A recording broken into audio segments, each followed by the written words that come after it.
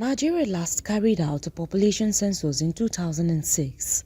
Since then, several administrations have been unable to conduct another one. Meanwhile, the United Nations Fund for Population Activities estimates the current population at over 237 million, with a projection to reach 450 million by 2050. The population growth continues to put pressure on human capital development and the economy. This year's lecture is drawing attention to the changing global funding climate and what it could mean for population programs, while pushing for more creative ways to fund them. I'm trying to propose whether we should have what we call population trust funds, so that we don't need to wait for, populations are supposed to take place maybe every 10 years. We don't need to wait for that 10 years to come and then we'll start looking for funds.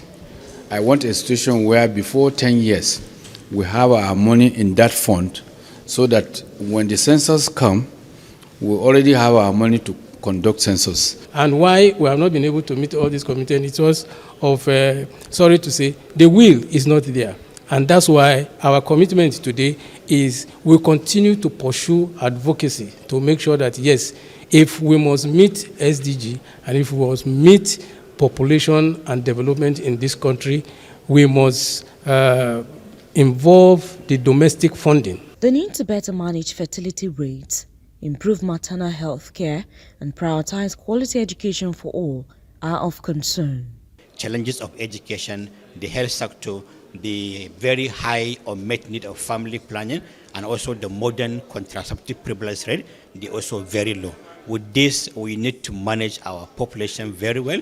Chaired by Mr. President, need to convene meeting to declare population as a national security agenda.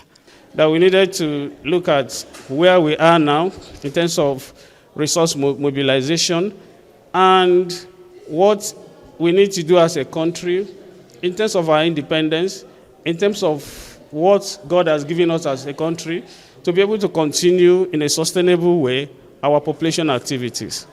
With global economic and political priorities shifting, the call now is for sustainable, self-reliant approaches to funding population and development initiatives.